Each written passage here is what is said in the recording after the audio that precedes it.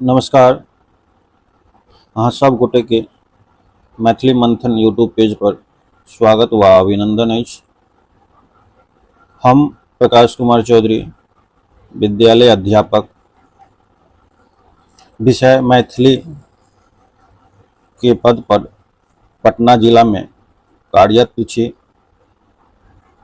और अहाँ सबक बीच एक हम सूचना प्रेषित कऽ रहल छी जे मैथिली भाषा से संबंधित अछि, मैथिली विषय से संबंधित अछि। हम जानै छी जे एहि डिजिटल युग में सब गोटे जे है से डिजिटल युग से परिचित छी। एहि दरमियान में हमर मैथिली भाषा कतेक दूर तक फैलल अछि तहि के जानकारी नहीं भेट रहल अछि। हम जानै छी हमर विषय मैथिली अछि। ये मैथिली विषय सिर्फ मिथिलांचलक क्षेत्र में बाजल जाइत अछि, लिखल जाइत अछि। हाँ, लेकिन ओहि से दूर जतऽ हमर मिथिलांचल के वासी सब रहै छथि ततौ मैथिली भाषाक प्रचार प्रसार होइत अछि, लिखल जाइत अछि, बजल जाइत अछि।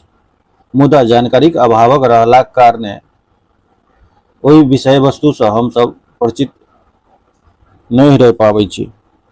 तै दुआरे हम अहाँ सबक बीच एक सूचना प्रेषित कऽ रहल छी जे सूचना अछि मैथिली विषय जे उच्च माध्यमिक विद्यालय में पठन पाठन होइत अछि वही विषय से संबंधित अछि। ई सूचना अछि जे पटना जिला के अंतर्गत किछु विद्यालय में मैथिली विषय से संबंधित पठन पाठन होइत अछि जे कक्षा 9 से 12 धरि। मुदा जानकारी के अभाव रहला कारण बच्चा हो या अभिभावक हो, बच्चा के नामांकन नहीं भऽ पाबि रहल अछि। हम सब पटना जिला में कार्यरत छी मैथिली विषय पर, मुदा बच्चा नहीं रहला कारण हमहू सब आन विषय से संबंधित लगाव रखने छी। बच्चा जखन हमर मैथिली विषय से संबंधित बच्चा आओत तो हम जानबे कि हमर बच्चा सब अछि, ओहि बच्चा के हम भविष्य निखारक प्रयास करबै। तहि से संबंधित सूचना अछि। सूचना सबसे पहले हम प्रेषित कऽ रहल छी, ओहि सूचना के ध्यान से अपने सब देखबै और जानकारी के अपने आप में साझा करबै, एक दूसरे के साझा करबै। और जखन नामांकन के समय आबै छै ओहि दरमियान में अपन अपन बच्चा के नामांकन 9 से 12 धरि यानी कक्षा 9 में एडमिशन अहाँ करा सकै छी पटना में। और जहाँ कोनो दिक्कत हुए तो हमरा फोन कऽ सकै छी, हमरा माध्यम से करा सकै छी, हम माध्यम से करा देब एडमिशन। जे पहिल विद्यालय अछि, विद्यालय के नाम हम साझा कऽ रहल छी, एहि विद्यालय के ध्यान से अहाँ सब देखबै, सुनबै और बच्चा के प्रेरित करबै कि बच्चा मैथिली संबंधित जिज्ञासा के पूरा हेतै। एहिठमन सबसे पहिल अछि राजकीय कन्या उच्च माध्यमिक विद्यालय बांकीपुर पटना, जे गोलघर के लगीच में अछि, गांधी मैदान गोलघर के लगीच में। ओहिठमन मैथिली विषय से संबंधित पठन पाठन होइत अछि। दोसर अछि राजकीय कन्या उच्च माध्यमिक विद्यालय शास्त्री नगर पटना, तहूठाम मैथिली विषय से संबंधित पठन पाठन होइत अछि, जे चिड़ियाघर के लगीच में अछि। तेसर अछि राजकीय बालक उच्च माध्यमिक विद्यालय शास्त्री नगर पटना, जे बालक वर्गक अछि, जिसमें बालक और बालिका दोनों के पठन पाठन होइत अछि। तो में मैथिली विषय से संबंधित पठन पाठन होइत अछि।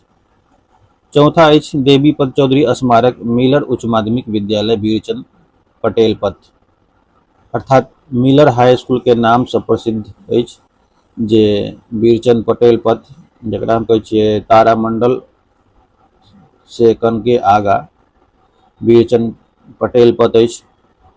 तहीठाम देवी पद चौधरी स्मारक मिलर हाई स्कूल अछि, ओहोठाम मैथिली विषय से संबंधित पठन पाठन होइत अछि।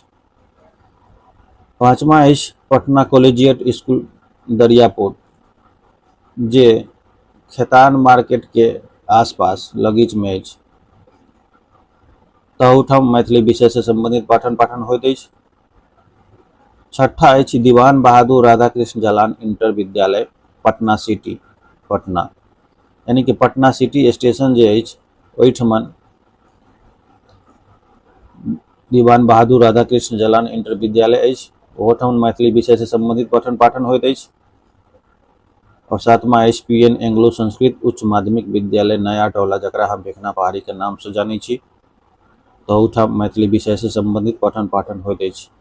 हम आशा करब जे समस्त मिथिलांचल के वासी हो या गैर मिथिलांचल के हो, मैथिली भाषा तो सबक होइत अछि, मुदा पठन पाठन केनिहार पर निर्भर करैत अछि कि हम कोन आधार पर हम अपन भाषा के हम ग्रहण करी। तो ताहि दुआरे एहिठमन आउ नामांकन मैथिली विषय से संबंधित कराओ कि कियाकि बहुत गोटे जे अछि अपन ग्रामीण क्षेत्र से पलायन कऽ कऽ शहरी क्षेत्र में आबि गेल अछि, लेकिन वो चाहै छथि कि अपन बच्चा के भविष्य हम शहर में निखारब। तो शहर में निखारक के लेल नीक मौका अछि जे मैथिली विषय से संबंधित